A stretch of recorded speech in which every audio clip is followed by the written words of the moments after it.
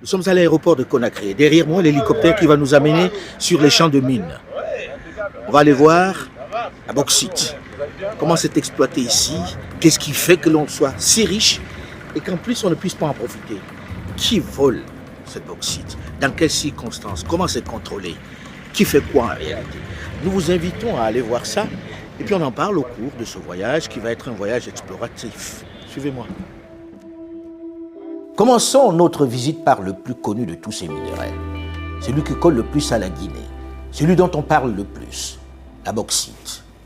La Guinée possède les plus importantes réserves mondiales de bauxite et la qualité de ses gisements est l'une des meilleures en raison de la concentration du minerai. Elle est le deuxième producteur de bauxite au monde derrière l'Australie, mais elle est la première réserve de bauxite au monde, avec les 2/3 des réserves de la planète.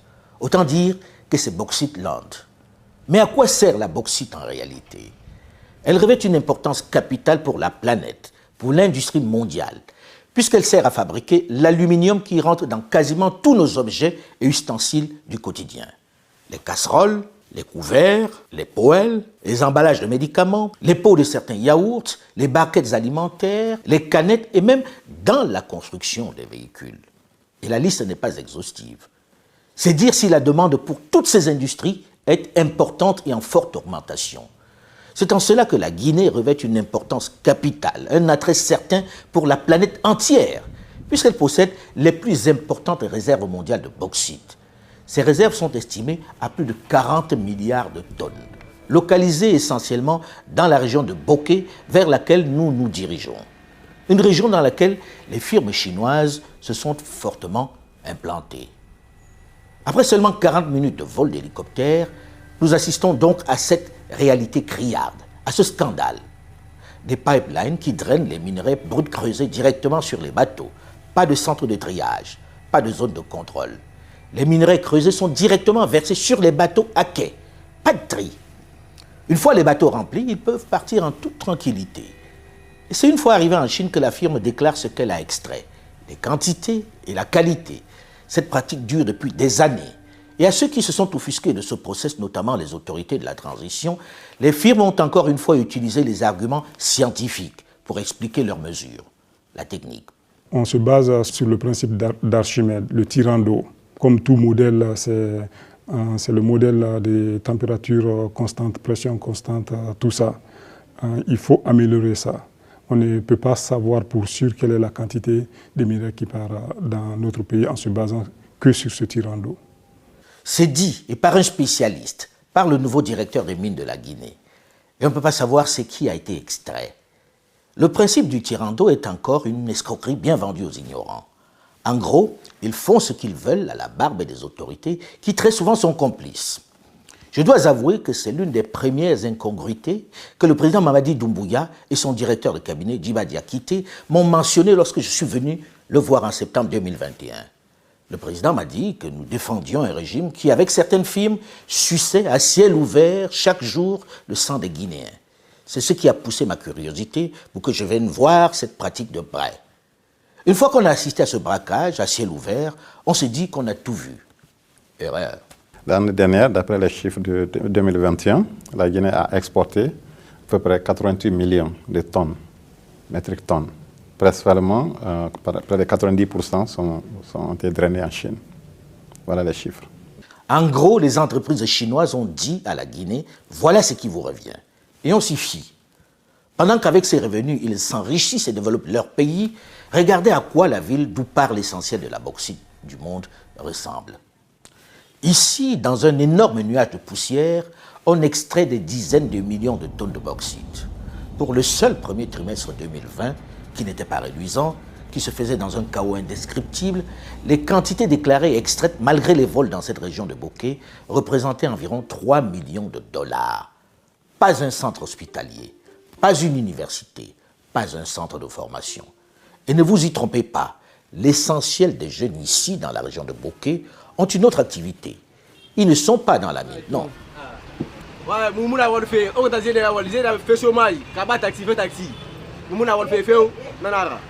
Nous, on ne travaille pas, on est là. Plusieurs jeunes, plus de 100 et 1000 et quelques jeunes qui sont là, fait taxi motard pour se débrouiller. À 2 pas de ce marché de Bokeh, l'une des mines les plus modernes du pays, j'allais dire de la région. Qu'est-ce que SMB Winning Consortium? Donc, un consortium de plusieurs sociétés. Les sociétés majeures sont SMB qui est en charge de l'extraction de la bauxite, UMS qui fait le transport routier de la bauxite. Ensuite, on a WAP qui fait les opérations portuaires. On a Winning qui fait le transport maritime de la bauxite jusque chez les clients. Nous avons aussi Oisé qui est un chantier naval que nous allons aller voir. Et maintenant, depuis une bonne année, nous avons WCRG qui fait le transport de la bauxite par voie de train. 伊联盟是在2015年埃博拉这个集中爆发的时候呢，是走进了几内亚。这个走到今天呢，今年已经是第8个年头了。我们这里面呢，就是建的卡塔布马港、达比东港。我们在2020年呢，开始了建的这个达比东到桑普130公里的这个铁路，在21年的6月16号开始满足运行。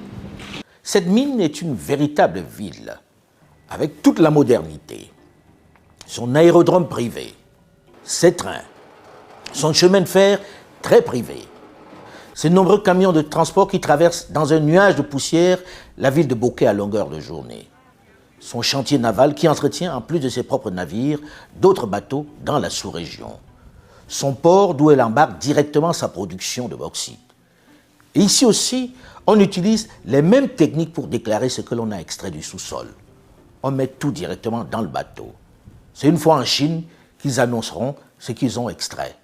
Il y a l'absence notoire du pouvoir au niveau de ces compagnies. On doit être investi des moyens.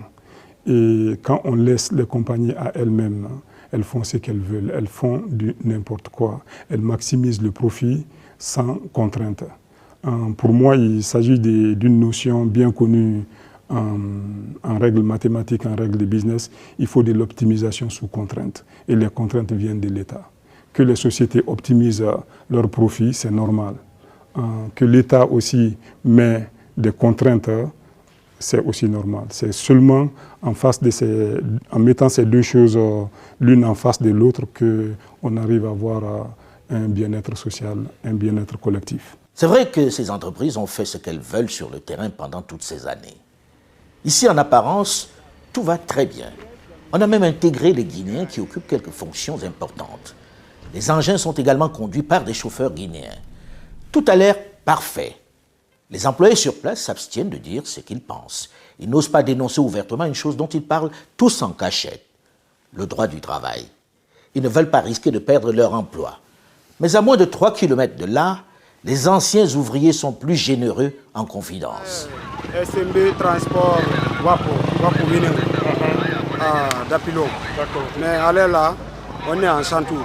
Depuis qu'on est parti là-bas, quand même, il n'y a pas une condition de vie. Ni aussi les salaires. Et en condition de vie, quand tu tombes malade, tu restes à la maison, même si c'est 2 jours, quand tu pars, on ne paye pas. Même si tu es parti là-bas pour rembourser ton argent, et aussi c'est difficile de gagner ça. Nous, avec les superviseurs qui on travaille, tout ça là, quand même, le travail de mine, là où on travaille, quand même, c'est difficile. C'est difficile. Quand même.